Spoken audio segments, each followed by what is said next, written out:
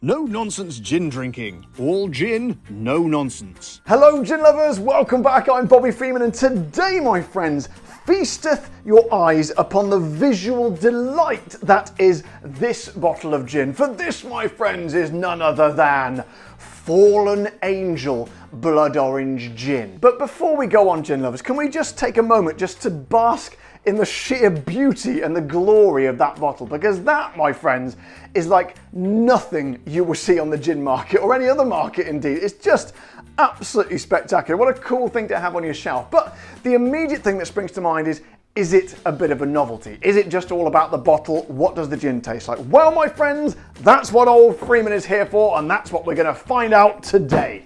Now, I've looked at the website and the gin comes from a place called Solihull, which is near Birmingham. And I was going to do my Birmingham accent, which I have done before. However, the website, as you'd imagine, is kind of a sort of a dark and satanic theme to it. And there's a really cool little short film they've done on there. It's kind of like, it reminds me of that movie, the vampire movie, Blade, where everyone's like a badass covered in tattoos and there's motorbikes revving and Ferraris whizzing around the place and sparks flying all over. So it seemed appropriate to me to do it in the style of a badass. So here we go. There is no gin out there quite like this. The most unique blood orange flavor and without doubt the greatest ceramic bottle in the world. 700 milliliters of rich English gin blended with a mixture of botanicals and blood orange to create a bold flavor and color. Served best with high quality tonic or sipped neat from the goddamn freezer. Sweet yet rich with a sour bite, motherfuckers. Now, usually at this point, I flick back to my normal clothes like this. However, I was quite enjoying being a badass there. Plus, I would like to get my money's worth out of that costume, so I think we're going to stick with it for the rest of the video. So, my friends, I think that's quite enough fanning about. Let's get the top off and have a little taste. And oh God, it's one of those awful, annoying little plastic things. So I'm going to once again have to speed up the video and put some music to it.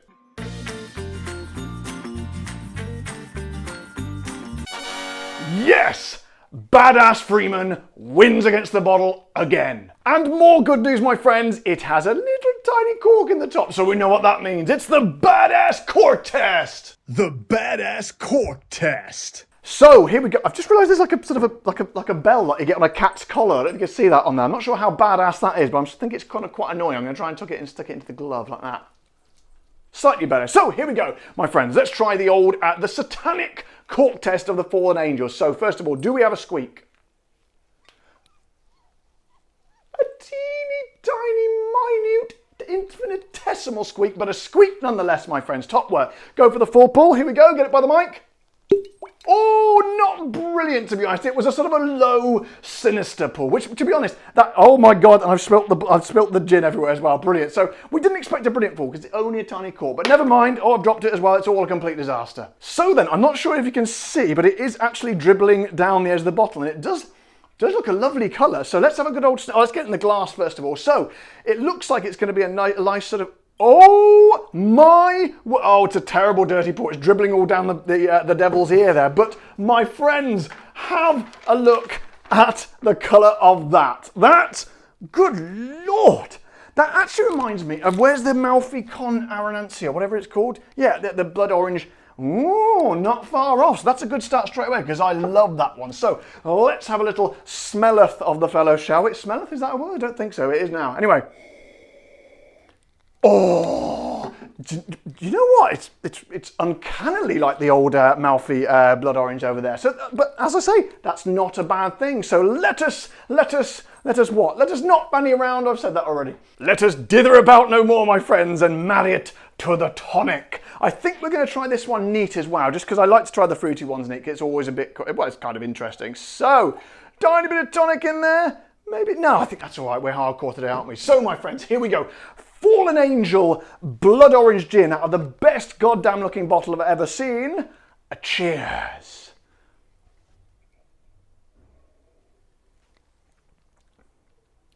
Oh! Okay. Interesting. It's not what I was expecting. It's nothing like the Malfi blood orange one over there. However,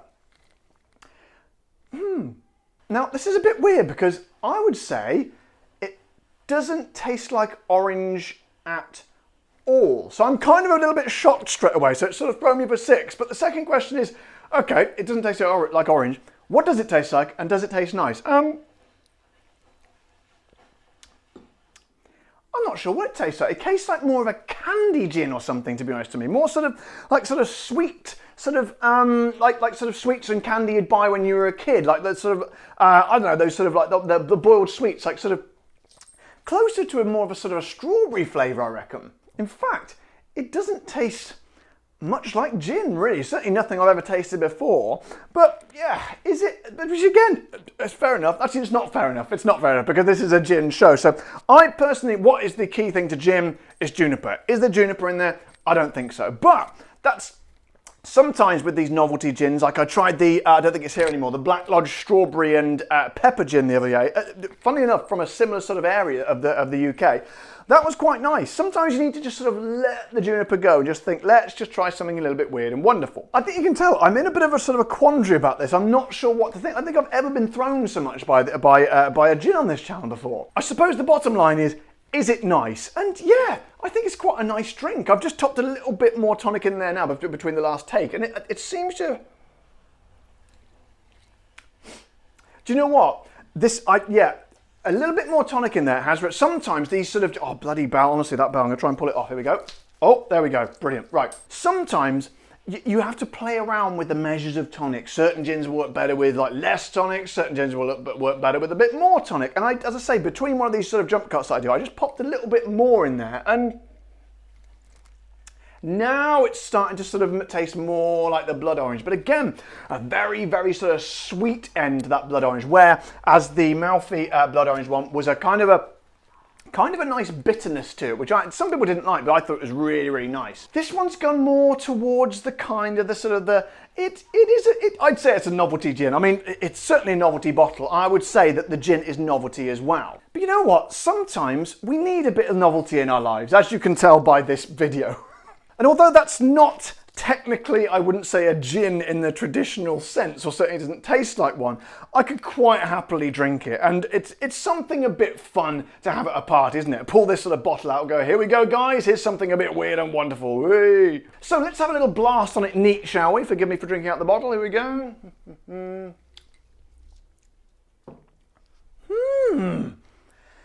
Oh, do you know what? I don't really drink much neat gin, and I don't usually enjoy it. When I try it, I'm always like, nah, it's better with the tonic. But that, it's almost like a liqueur, but it's not a gin liqueur because it is 40% ABV, and it has to be below a 37.5% to be a gin liqueur. But that, it's very, very sweet. It's high sugar content, but I reckon they did say neat out the freezer. That's not straight out the freezer, but I reckon whack that in, get that freezing sort of ice cold or pour it over a lot of ice. I reckon I could have that neat as well. It's not very often I say that. So this gin has not disappointed in the respect that it's something out of the ordinary, something a little bit weird, and as we kind of knew from the bottle. So if it had been a bit drab and sort of run of the mill and just sort of a standard gin, I think I'd have been kind of disappointed. So I'm really sort of glad we had that. So I think it was a real journey that I went through. I wasn't really sure what to make of it. I was grappling and sort of wrestling with the flavours. But all in all, I reckon that is well worth it. It's an awesome drink to have on the shelf and a cool thing to bring out at parties. And I reckon if you fancy it, then definitely give this one a go. And let me know what you think, because I think this one will divide opinion. However, my friends, hold your horses, slow down, because it's not all good news with this gin. In fact, there's two things actually, two little gripes I got with this gin. One, I don't know if you can see, but it's a very dirty pour. It's very difficult to pour it without getting the gin all over the bottle. I don't know if you can see that there. And two, this little fella, my friends, is not going to come cheap. In fact, it's bloody expensive. Probably, I think, the most expensive gin I've ever featured on this show, okay? Because on the website, if you go to the website, this is going to cost you, brace yourself, £50, okay? I'm not sure if it's available further afield, but that's the equivalent of, in dollars, $64 or €54. And that, my friends, that really sticks in my craw, to be honest. But the thing is, you can see where a lot of the money is going with this product, because I think a good majority of that, or a good proportion of it, is going to be spent on that bottle, because that cannot be cheap to produce. In fact, it's probably bloody expensive. And yes, it looks cool and everything. It looks absolutely amazing. I'm not taking that away from it, but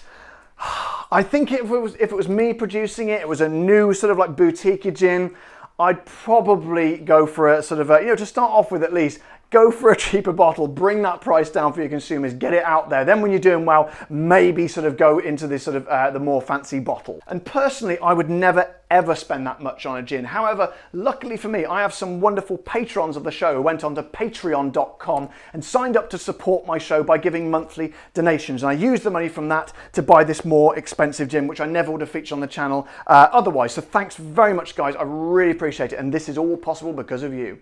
So my friends, quite an extraordinary video today, if I do say so myself. I'm very glad I featured it on the show. In conclusion, I would say, sure, if you've got money to flash around and you've got a bit spare this month, then go for it, because it's definitely an extremely interesting gin and a bit of a journey when you're trying it as well. If you don't like to spend too much money and you've not got that much free cash at the moment, I would say definitely give it a miss, because that is an expensive gin. And as always, guys, if you've enjoyed this video, don't forget to press the subscribe button and the like button on this video so everyone knows that you like it. And if you want to join my patrons and help me and support me and help me to buy more expensive and weird and wonderful gins like this, then head over to my Patreon page as well, the link for which is in the section below. But until next time, guys, you know the drill. Take care, stay safe. Thank you to all my patrons, and keep drinking the gin!